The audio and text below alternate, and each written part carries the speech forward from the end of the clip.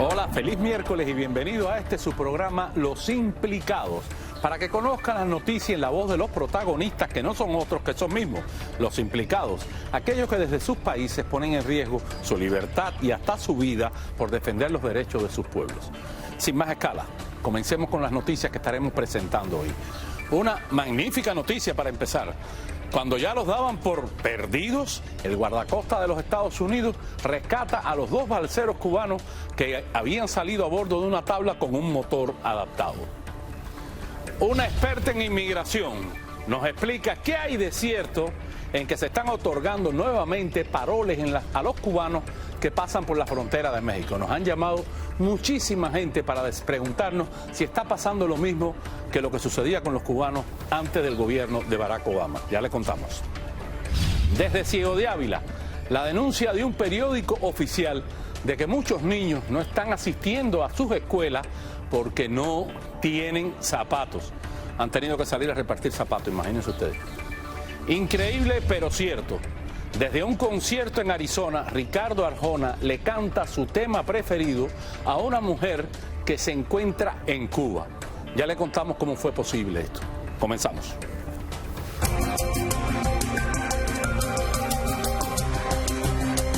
Tal como adelantamos, hoy comenzamos con una magnífica noticia. Ayer la Guardia Costera consiguió rescatar sanos y salvos a los dos cubanos que habían salido de la isla en una embarcación armada con una tabla de windsurfing, que es estas tablas con vela. Imagínense usted que le habían puesto un motor y dos flotadores adaptados a los costados. Gracias al reporte de un buen samaritano que divisó a los dos inmigrantes sobre las 5 de la tarde a unas 10 millas al oeste de Bimini, la isla de Bimini, que pertenece a Bahamas. Pero así y todo, los guardacostas estadounidenses pudieron efectuar el rescate y ambas personas fueron encontradas en buen estado de salud, así dice el reporte oficial. Y, según las autoridades, se espera que sean trasladadas a instalaciones de la Real Fuerza de Defensa de las Bahamas. No los traen para Estados Unidos, los llevan para las Bahamas. El pasado lunes 28 de marzo, los oficiales habían anunciado la suspensión de la búsqueda de ambos inmigrantes porque pensaban que ya no los iban a encontrar. Sin embargo, aparecieron. En lo que va de año, hay más de 1.000 migrantes cubanos interceptados en el mar o al llegar a las costas de la Florida o sitios aledaños, en su intento por llegar a los Estados Unidos, pero la mayoría son deportados. Y parece que este también va a ser el destino, lamentablemente, de estos dos jóvenes que vinieron a bordo de la tabla de windsurfing con el motor. La crisis económica que afecta a Cuba golpea en especial a los niños de Ciego de Ávila, que están dejando de asistir a las escuelas porque no tienen zapatos colegiales, como le decían antes, o para ir al colegio.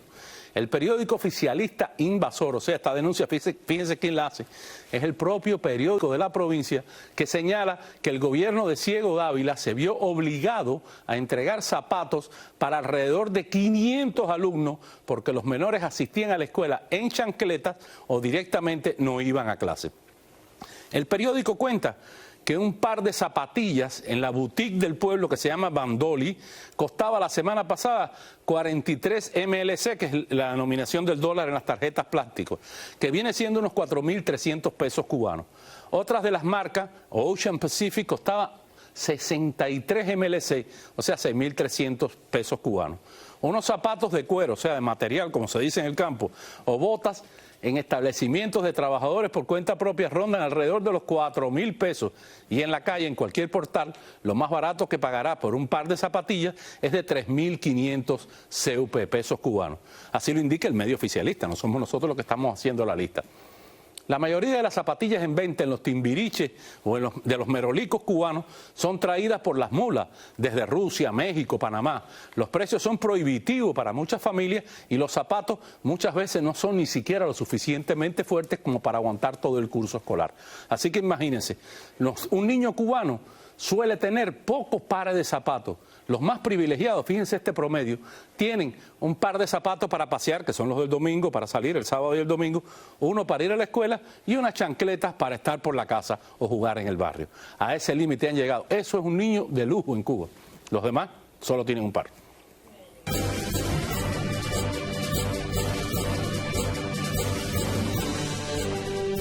Miren esta noticia. En los últimos días no paran de llamarnos aquí al canal muchísimas personas que quieren saber por qué ¿Qué es lo que hay de cierto con que se están dando paroles para los cubanos en la frontera sur de México? Dicen ellos que están al tanto de que algunos de los cubanos reciben este parol, reciben este documento y que ellos quieren saber si esto es general, si se vuelven a las condiciones que tenían los cubanos antes del gobierno de Barack Obama, que automáticamente te daban este permiso para salir de la cárcel, este parol con el que tú podías esperar un año y un día. ¿Qué hay de cierto en esto que nos asombró? Que nos llamaran tanto y algunas personas insisten que han visto cubanos con este parol. ¿Con quién mejor aclararlo que con la abogada Laura Jiménez, experta en inmigración y amiga de los implicados? Bienvenida, Laura, ¿cómo estás? Buenas tardes, Camilo, ¿cómo estás? ¿Qué hay de cierto en que están dándole paroles a los cubanos? ¿Esto es general, esto es específico? ¿Cómo es la cosa? Es cierto, Camilo, y de hecho ya hace algunos meses comenzaron a darle parol a los grupos familiares de cubanos, y no solo de cubanos, incluso de nicaragüenses y de otras nacionalidades. Yo creo que esto es una forma de aliviar un poquito la carga que tiene el gobierno en cuanto a todos los casos en corte, en cuanto a toda la crisis que se ha venido desarrollando con los cubanos que entraron con una 220A y que no han podido ajustar estatus y que están todavía pendientes de un proceso, ya sea con UCIS o con la Corte.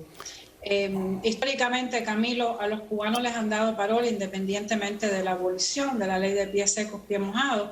Se le ha dado históricamente por una razón más bien humanitaria, pero sí vale enfatizar que es algo discrecional, que es algo temporal, que no hay una ley como tal que le garantice a todo cubano que ponga un pie en frontera que va a recibir un parol. O sea, esto no es como antes, tu condición de cubano no te da derecho automáticamente a recibir un parol. No, porque antes las personas que se presentaban en fronteras estaban amparadas por la ley de pie seco, pie mojado, que decía que aquella persona que llegue por mar o por tierra, procedente o originaria de Cuba más bien, va a tener el derecho a obtener este parol y a acogerse a la ley de ajuste cubano al año y un día. Ya esta ley no existe, por lo tanto, esto ha sido una medida que ha tomado el gobierno para alivianar una forma de... la crisis que tiene no solo en la frontera con los procesamientos, sino en los centros de detención y en los atrasos con la Corte. Abogada, ¿a quién le dan más parol? ¿A la persona que viene sola, la que viene con familia, la que trae niños, la que es casada, la que tiene título profesional? ¿Quién recibe más parol por su experiencia? Las personas que están recibiendo parol con más frecuencia y más están aplicando este criterio más homogéneamente son a las mujeres que cruzan solas, a las mujeres embarazadas, a los grupos familiares, y a los que están dejando un poquito fuera de esta discrecionalidad es a los hombres solteros. Ah, mira qué bien. Y entonces, en función de la ley de ajuste cubano, en función de lograr formalizar tu estatus migratorio en el país, ¿qué ventajas tiene el que recibe un parol del cubano que pasa la frontera sin recibir un parol? ¿Cómo está la correlación entre ambos? Tiene todas las ventajas del mundo si es cubano y recibe un parol, Camilo, porque tiene la puerta completamente abierta para aplicar al año y un día la residencia por ajuste cubano y hacerse residente permanente. Obviamente que esto no va a aplicar para aquella persona que entre, recibe un parol y que después cometa un crimen. Ya esa elegibilidad va a ser afectada, por ejemplo. Y si esta persona al entrar declaró que viene por problemas políticos, por asilo político, aun cuando le dieron el parol, ¿pueden llevarlo entonces a una corte por asilo político? ¿Esto anula el parol? No, no anula el parol no es anulable. En ese sentido, el parol le va a servir para defender entonces el derecho a presentar la residencia ante la Corte en lugar de un asilo.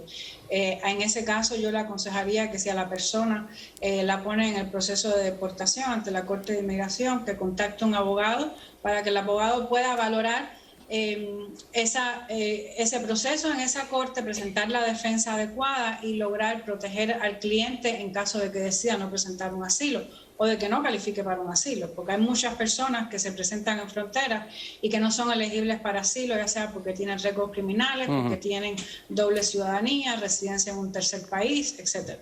Abogada, usted tiene sus oficinas aquí en Miami, en el sur de la Florida. ¿Cómo hacen ustedes para tener casos en frontera? ¿Cómo tienen ustedes casos en la frontera? ¿Cómo le llegan esos casos a ustedes?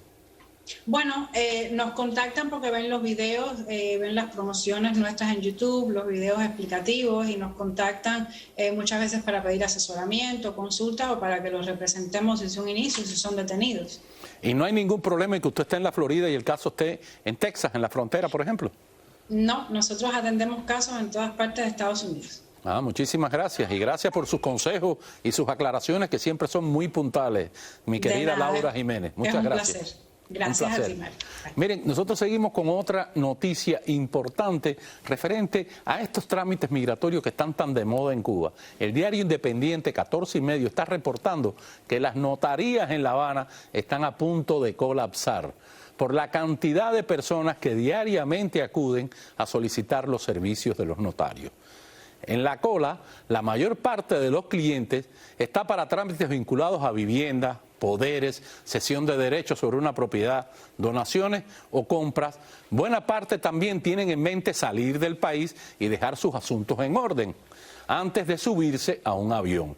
Además del poco personal especializado con que cuentan las notarías, también se quejan de que no tienen el papel notarial, el protocolo, el papel timbrado, aunque ya hay privados imprimiendo el papel con las rayas rojas por fuera, las rayas rojas reglamentarias, y vendiéndoselo a los clientes a sobreprecio, porque cuando le piden 3 copias para un documento, el notario le dice, te puedo dar el original porque no tengo más copias. Si necesitas hoja, tienes que ir allá afuera a resolverla. Así que ustedes saben, la cantidad de personas intentando salir del país parece ser la causa de esta aglomeración de clientes, pero como el servicio notarial es controlado por el Estado, no pueden contratarse personas independientes para que ayuden a resolver el problema. Al día, muchísima gente se queda fuera de la notaría porque no pueden llegar a ser atendidos. Imagínense ustedes. El usuario de Internet, Ángel Gusa, uno de los manifestantes de la calle Obispo, el pasado 30 de abril, subió un video que advierte cómo han comenzado a romper las vidrieras de las tiendas de telefonía del Estado, Texas, en La Habana. Veamos esto. Empezaron a romper las vidrieras de las tiendas de los centros, de los puntos de Texas, en MLC. Empezaron a romperlo aquí en Obispo y Habana. Entonces Obispo y Habana empezaron a romper ya las vidrieras ya. Aquí tenemos a criminalística poniendo las cosas ahí en los cristales. Ya empezaron, esto es patria y vida, hermano. Ya empezaron las cosas en la calle, familia. El régimen insiste que es vandalismo. Las personas dicen que también es una forma de protestar, porque robos no se han reportado, es solo romper las vidrieras. Miren, a través de las redes sociales, cubanos dentro y fuera de la isla están impulsando una campaña con el hashtag SOS Cuba para exigir la libertad en el país y de todos los presos políticos de la isla, que según el conteo no oficial son más de 800 los que hay. El hashtag SOS Cuba se posiciona en el número 1 entre las tendencias en redes sociales en la isla en estos momentos. El intérprete cubano Yotubel es uno de los promotores de esta iniciativa y ha hecho una declaración en internet. Escuchémoslo.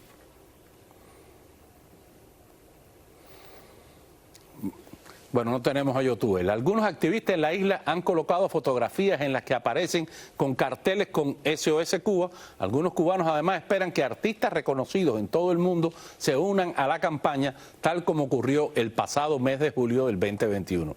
Alzaron su voz por la libertad del pueblo cubano, pero no solo se necesitan famosos.